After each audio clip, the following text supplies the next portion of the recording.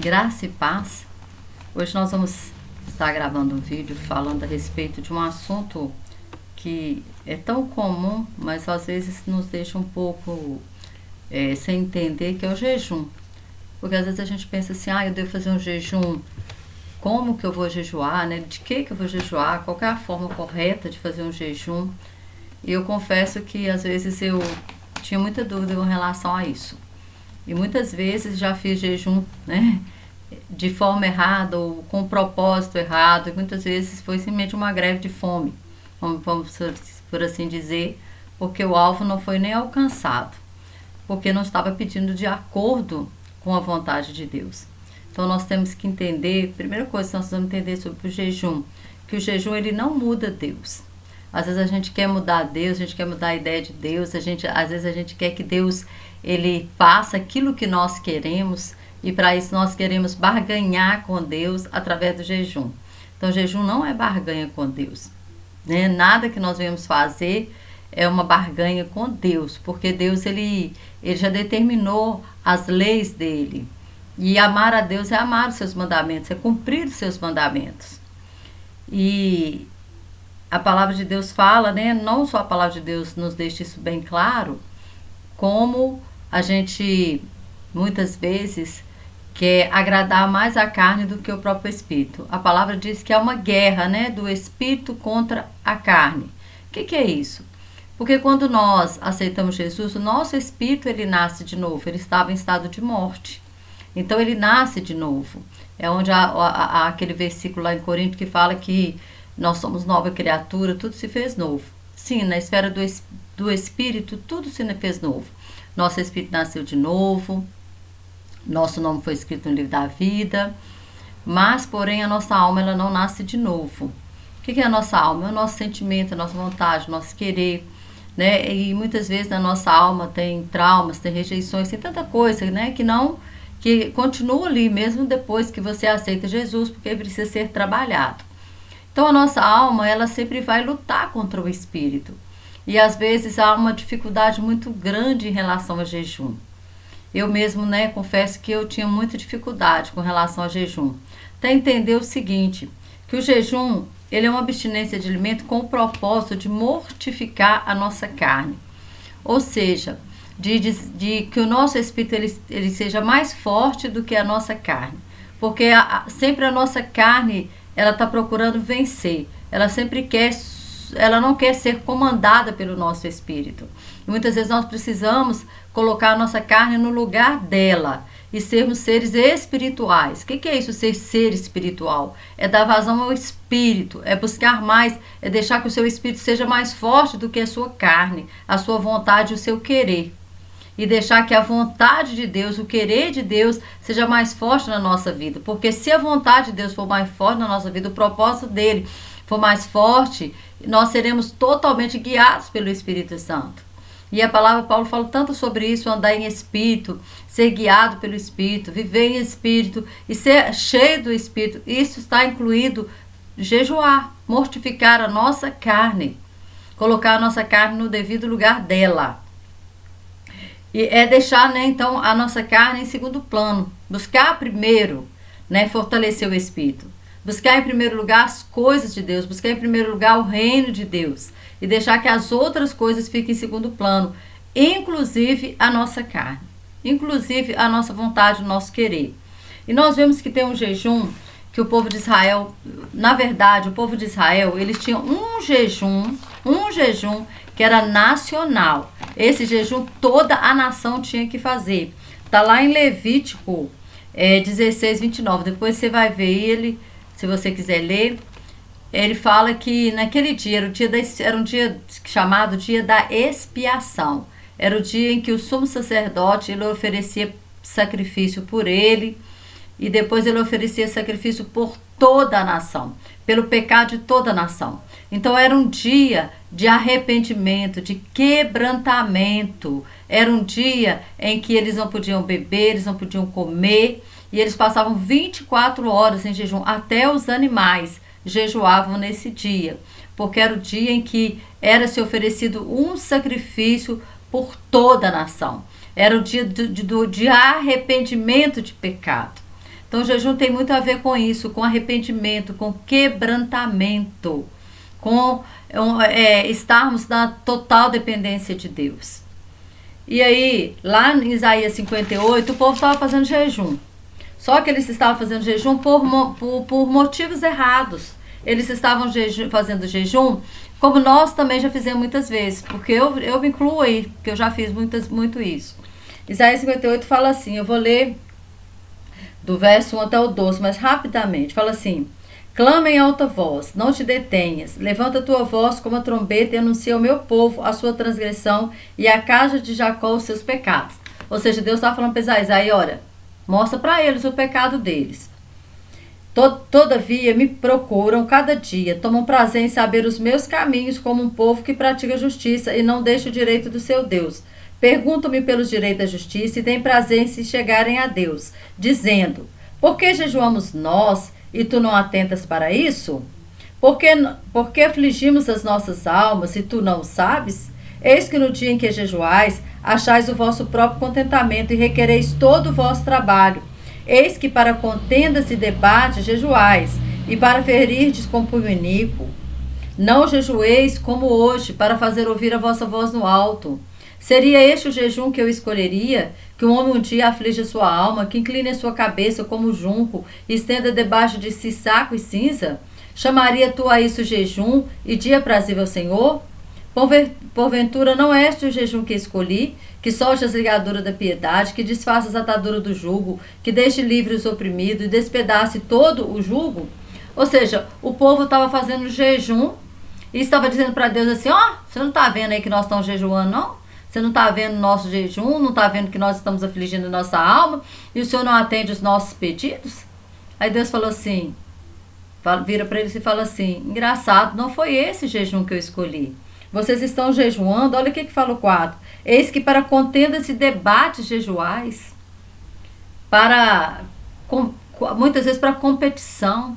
Não sei quantas vezes você jejua, né? Às vezes acontece isso, já aconteceu sim, da pessoa jejuar porque ele quer um emprego da outra pessoa. Então, se você está jejuando, meu querido, é por inveja. Você está jejuando você não está jejuando buscando a presença de Deus para você, buscando uma direção de Deus. Primeiro que não devemos jejuar por coisas materiais, porque na Bíblia em nenhum lugar está escrito que você não devemos jejuar por coisas materiais. Porque coisas materiais é para a nossa carne, o jejum é para o espírito. O jejum é para me aproximar de Deus, o jejum é para eu ter intimidade com Deus. E se eu tiver intimidade com Deus, eu vou ser guiada pelo Espírito para aquilo que, claro que a minha vida material, vai ter bênçãos materiais na minha vida. Claro que o jejum ele vai refletir na minha vida aqui nessa terra, mas porém, por quê? Porque o meu espírito ele vai estar forte, o meu espírito ele não vai deixar que eu caia em ciladas, ele não vai deixar que a minha alma ela tome conta, ela me direcione para fazer jejum para agradá-la, porque o jejum não é para agradar a alma. Não é para agradar a alma, o jejum é para agradar o Espírito, o jejum é para agradar a Deus, o jejum é para buscar a presença de Deus, para isso que é o jejum. E aí, para termos mais intimidade com Deus, para dizer, olha, carne, você não manda em mim, eu não ando segundo a carne, mas eu ando segundo o Espírito. O jejum é para isso. E aí, continuando aqui a nossa leitura, o Senhor fala assim, porventura não é esse jejum que eu escolhi, que solte a ligadura da piedade, que desfaçais a atadura do jugo, que deixe livre os oprimidos, despedace todo o jugo. Porventura não é também que reparte o teu pão com o faminto, que recolhe em casa os pobres abandonados, e quando vires o nu, cubras e não te escondas a tua carne? Então romperá a tua luz como a alva, e a tua cura apressadamente brotará, e a tua justiça irá diante de ti, e a glória do Senhor será a tua retaguarda. Então clamarás ao Senhor, e Ele te responderá. Gritarás, e Ele dirá, eis-me aqui. Se tirares do meio de ti o jugo, o estender do dedo, e o falar iniquamente. Se abrires a tua alma ao faminto, e fartares a alma aflita, então a tua luz nascerá nas trevas, e a tua escuridão será como meio-dia. E o Senhor te guiará continuamente, e fartará a tua alma em lugares áridos, e fortificará os teus ossos, e será como um jardim regado, e como um manancial cujas águas nunca faltam. E os que de ti procederem edificarão as antigas ruínas. Levantarás os fundamentos de geração em geração, e clamar-te-á, e chamar-te-ão, reparador das roturas, e restaurador de veredas para morar. O que Deus está dizendo aqui, olha? Sabe que dia é esse que nós vamos jejuar? Preocupado com o aflito? Preocupado com a justiça? Porque é isso que Deus está falando. Quando você estender a alma ao aflito, quando você der pão para o faminto, quando você fizer... Sabe quando nós vamos fazer isso? Quando nós colocarmos em primeiro o nosso próximo. Quando nós cumprimos o mandamento do Senhor de amar o nosso próximo como a nós mesmos. Quando nós esquecemos o nosso eu. Porque o jejum é para mortificar o meu eu. Eu quero, eu vou, eu faço, eu. Então o jejum é para mortificar o meu eu. E eu passar a entender a necessidade do outro. Como é que eu faço isso, mano? Quando eu jejuo para eu me aproximar de Deus. Quando o meu jejum é para estar em consagração ao Senhor. E o Espírito Santo ele vai começar a me direcionar. E todas as obras e tudo aquilo que eu vier a fazer vai ser direcionado pelo Espírito. E a direção do Espírito sempre vai me levar a dar frutos. A direção do Espírito sempre vai me levar a frutificar para o Senhor. Então o Senhor está falando assim, olha, eu quero, vocês podem jejuar. Eles estavam jejuando, eles estavam cobrando de Deus, mas eles estavam jejuando de maneira incorreta, eles continuavam no pecado. Ele está falando assim, olha, se você vai jejuar e vai continuar fazendo tudo errado, vai continuar no pecado, é um jejum simplesmente de uma greve de fome que você vai fazer. Simplesmente uma greve de fome. Você não vai estar jejuando para agradar o Senhor, para buscar a presença de Deus, para buscar a direção de Deus. Deus tem o melhor para nós. Deus tem o melhor para nós. Quando nós buscamos Ele, como a própria Bíblia diz, se nós buscamos Ele, o reino dele em primeiro lugar, todas as outras coisas, Deus ele vai suprir toda a sua necessidade. Mas nós precisamos entender que Deus não é negociante. Nós não vamos negociar. Deus ele conhece a intenção do nosso coração. Às vezes a pessoa quer fazer jejum para emagrecer. Então fala assim, eu vou fazer uma dieta. Não coloca nome de jejum, é dieta que você está fazendo. Não coloque nome de jejum. Eu vou jejuar porque eu quero mudar de casa. Isso também não é motivo para você fazer um jejum. O jejum, tá certo, eu quero mudar de casa. Deus pode estar lá no seu pedido. Tá? Amém, Deus quer te abençoar com o melhor dessa terra. Mas o seu jejum tem que ser, Senhor, eu quero mortificar a minha carne, eu quero que o meu espírito ele esteja forte, e eu quero que tudo que eu venha fazer seja na direção do Senhor. Porque aí, querido, tudo que você fizer vai estar direcionado para o Senhor, e o Senhor tem a melhor casa para você, Deus tem o melhor para você. Mas o motivo do jejum, ele é espiritual, ele não é material. Ele não é para agradar a carne, ele é para fortificar o espírito e para mortificar a carne. Como que eu posso mortificar a carne e agradar a carne ao mesmo tempo? Então muitas vezes nós fazemos jejum para agradar a carne.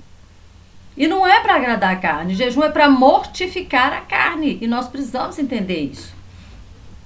E eu quero falar rapidamente aqui de alguns jejuns que estão na Bíblia, né? Lá em Números, antes de eu falar disso, olha para você ver. Quando o Senhor fala, quando nós fizemos o jejum correto, quantas coisas ele fala, quantas promessas que ele está falando, né? Ele está falando que então nós vamos clamar e o Senhor vai responder, está no verso 9, que romperá a nossa luz como a alva e a cura apressadamente brotará. Olha para você ver, quando nós estivermos andando em espírito, quando o nosso espírito estiver fortinho, ligado com o Espírito de Deus, e a nossa carne estiver submetida a esse Espírito. Aí o que está falando? Então tudo isso vai vir sobre nós, e se abrir, olha para você ver, o Senhor te guiará continuamente, fartará a tua alma em lugares áridos. O Senhor está falando aqui de um monte de coisa que aconteceria, está falando até da nossa descendência. No verso 2 fala assim, os que procederem de ti, a sua descendência, edificarão as antigas ruínas, levantarás os fundamentos de geração em geração, chamar-te-ão reparador de rotura e restauração de veredas para morar. Ou seja, a bênção ela vai estender até as suas gerações, até a sua descendência, quando nós fizermos da maneira correta. E aqui dentro da Bíblia existe algum jejum, né? Uma consagração. Se você quiser, copie, né? Lá em número 6, versículo 3 e 4, fala que o Nazireu, ele não podia beber nada que vinha da vinha, né? Ele não podia beber, nem mesmo chupar a uva. Então era um jejum que ele tinha que fazer. Quem fazia o voto do nazireado, como o caso de Sansão, né? Que era um nazireu desde o ventre da mãe dele. Porque quando o pai de Sansão pergunta para o anjo como que ia ser o cuidado do filho, o anjo não responde como que ia ser o cuidado do menino, mas ele fala da mãe, que nem a mãe podia beber. Porque a criança ela é alimentada através do cordão umbilical. Então, se a mãe bebesse, ia chegar na criança. E hoje nós sabemos que a mulher grávida ela não pode beber, ela não pode fumar, ela não pode se drogar, porque tudo chega na criança. Naquela época, né, que a ciência nem sabia disso, Deus já estava dizendo, a mãe, ele estava falando que o que a mãe não podia fazer. Então, essa criança, Sansão, ele foi consagrado desde o ventre. Está lá em Juízes 13, depois se você quiser conferir. Para arrependimento de pecado.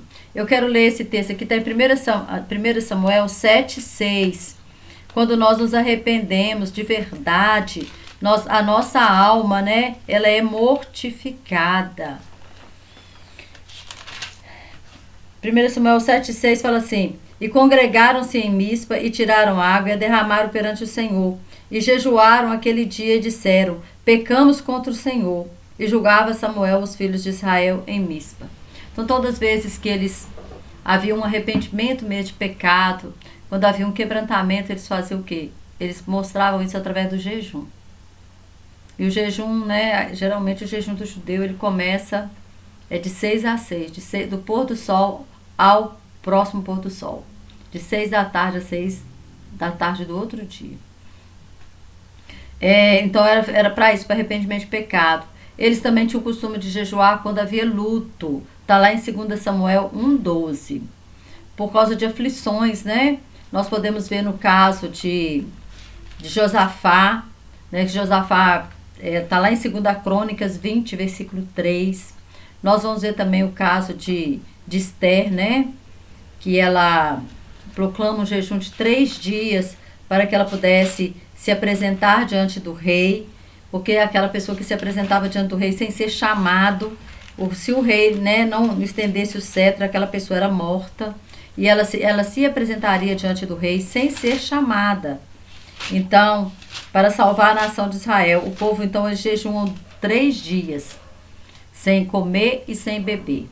Jejum até de 3 dias você pode ficar sem beber água. Passou de 3 dias não pode, porque o corpo desidrata e a pessoa pode vir morrer, tá? O jejum que Jesus faz de 40 dias fala que ele não comeu, não fala que ele não bebeu, tá certo? Aqui em 2 Samuel 12, versículo 23, fala assim: porém agora está morta, por que jejuaria eu? Poderei eu fazê-la voltar? Eu irei a ela, porém ela não voltará para mim. Davi, quando ficou sabendo que aquela criança que Betseba estava esperando estava doente, enquanto ela estava viva, ele jejuou. Então, na hora que ela morreu, ele falou, não adianta mais eu jejuar. Então, ele estava jejuando, né? Pedindo a Deus, clamando pela vida daquela criança. Então, enquanto isso, por aflições, ele estava numa aflição, ele estava aflito, porque aquilo ali era fruto do pecado dele, né? Do pecado dele e de Betseba. E buscando proteção, nós vamos ver esse jejum buscando proteção lá em Esdras 8, do 21 ao 23. O povo estava cativo na Babilônia, o povo ia voltar para Jerusalém e eles iam trazer muito ouro, muita prata, porque o rei Ciro permitiu eles trazerem os utensílios do templo, né? E eles estavam vindo com muita coisa e eles não tinham como. Esdras não quis pedir soldados para o rei Ciro, porque ele disse, o nosso Deus nos guarda. O nosso Deus nos guarda. Então, eles jejuaram pedindo proteção. Outro jejum, né, é por intercessão. Nós vemos lá em Daniel 9, né, o 9:3, o 10, verso 2 e 3, Daniel jejuando, intercedendo para que a nação de Israel ela pudesse voltar do cativeiro para a sua terra. Então, é o jejum que a gente fala, o jejum parcial, né, que ele fala que coisas desejáveis ele não comeu durante 21 dias. Então ele não fez um jejum total, ele fez um jejum parcial. E nos evangelhos nós vemos o próprio Jesus Cristo, né, lá em Lucas 4, passando os 40 dias sem comer, se preparando para o seu ministério. Então muitas vezes o jejum ele também nos prepara, né, para aquilo que vem à frente, para aquilo que nós precisamos, para um chamado específico, para um ministério, para algo que você vai fazer. Dedicação a Deus, nós vemos lá em Lucas 2:37, preparação para a batalha espiritual, ministrar e adorar o Senhor, lá em Atos 13, né? O povo, a igreja primitiva, ela jejuava bastante. Então o 13 fala assim, vou ler aqui rapidinho, Atos 13, 1 e 2. Fala assim, e na igreja que estava em Antioquia havia alguns profetas e doutores, a saber, Barnabé, Simão, chamado Níger, Lúcio, Cirineu, Manaém, fora criado com Herodes, o tetrarca, e Saulo. E servindo eles ao Senhor e jejuando, disse o Espírito Santo, apartai-me Barnabé e Saulo para a obra que os tenho chamado. Então, jejuando e orando e pondo sobre eles as mãos, os despediram. Então, eles, para receber o que? Uma direção de Deus. Então, o chamado de Paulo, ele foi revelado enquanto o povo estava jejuando, enquanto os anciões ali em Antioquia estavam jejuando, enquanto eles estavam orando, buscando mais a presença de Deus, o Espírito Santo então deu a direção para que eles pudessem separar Paulo e Barnabé para aquele ministério que era pregar para os gentios, né? Que era levar o evangelho a toda criatura, aquela comissão que Jesus deu para todos nós. Então, nós todos precisamos estar muito atentos a essa questão do jejum. Lá em Lucas 17, o versículo 20 e 21, lá acontece um fato, né, que os discípulos, eles não conseguiram expulsar o demônio de um rapaz. E aí, deixa eu ler aqui rapidinho. Lucas 17. Não é Lucas não, desculpa, acho que é Mateus. É Mateus 17, tá? Verso 20 fala assim... Então eles não puderam expulsar o espírito daquele jovem lunático, né? E aí falei, Jesus lhes disse, por causa da voz... E aí eles perguntaram para Jesus, Senhor, quando eles estavam em particular, por que nós não conseguimos expulsar aquele demônio? Aí Jesus disse, por causa da vossa pouca fé. Então Jesus vai falando com eles que a fé deles, né, se eles tivessem fé do tamanho de um grão de mostarda.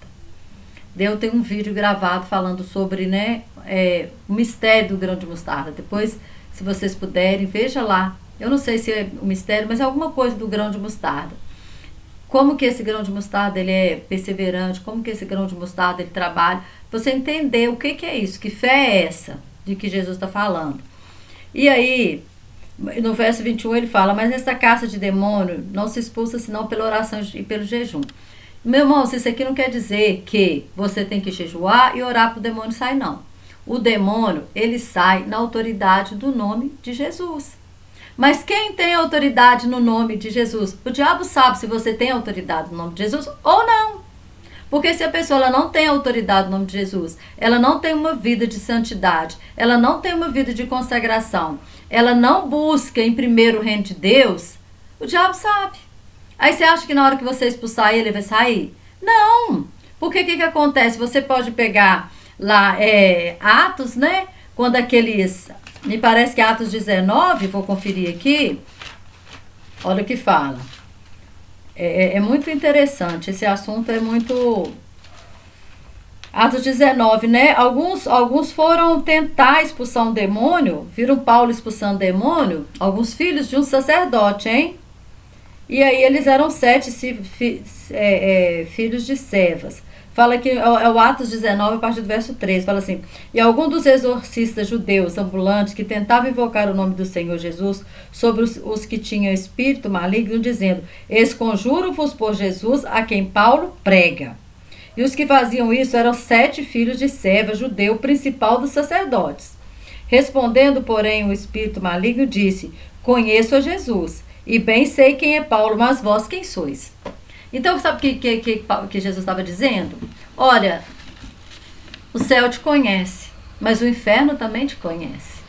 Se você é uma pessoa que tem autoridade no nome de Jesus, porque a autoridade no nome de Jesus ela é dada para aquele que obedece os mandamentos do Senhor, para aquele que tem uma vida consagrada ao Senhor, para aquele que tem uma vida de mortificação da sua carne, que não anda, né, segundo a vontade da carne, mas anda segundo o Espírito de Deus. Então esse tem autoridade para expulsar demônio. E o próprio demônio falou: olha, eu conheço Paulo, eu conheço Jesus, e eu sei quem é Paulo, mas você, quem você é? E aí o que acontece? E saltando neles, olha para você ver, e saltando neles o homem que tinha um espírito maligno, assenhorando-se de todos, pôde mais do que eles, de tal maneira que nus e feridos fugiram daquela casa. Ou seja, eles foram envergonhados, porque eles não tinham nenhuma autoridade no nome de Jesus. Eles nem eram convertidos, eles nem conheciam Jesus. Então, o diabo, ele sabe se você tem autoridade no nome dele ou não. E ele não respeita, sabe, título. A pessoa pode ter título, mas se ela não tem vida com Deus, ele não respeita, né? Se você vai na igreja ou não, ele respeita se você tem vida com Deus. É isso que importa. É isso que importa, é a nossa vida com Deus, é a nossa intimidade com Deus que nos leva a ter autoridade nos céus e autoridade na terra. Porque a nossa guerra, irmãos, é lá nas regiões celestiais. É lá que nós temos que ter autoridade. A palavra de Deus fala que nós somos conhecidos, nós precisamos ser, fala que a multiforme sabedoria da igreja seria conhecida nas regiões celestiais. Porque lá é a nossa guerra espiritual. Então nós temos que entender que nós só vamos vencer essa guerra com as armas espirituais, que é com jejum e oração. O jejum você pode fazer parcial, você pode fazer total, você pode fazer, irmã, eu tomo remédio, não posso jejuar de alimento. Você pode jejuar de alguma coisa que você gosta, né? Você pode dizer: Deus, olha, eu estou abrindo mão, né? Às vezes você vê um filme todo dia, você fala: eu vou abrir mão do horário desse filme, o horário desse filme eu vou ler a palavra. É um tipo de jejum. Você está jejuando daquele filme. É jejum de internet, de WhatsApp, né? Porque a gente gasta tanto tempo nessas coisas e o tempo com Deus nosso é mínimo. É mínimo.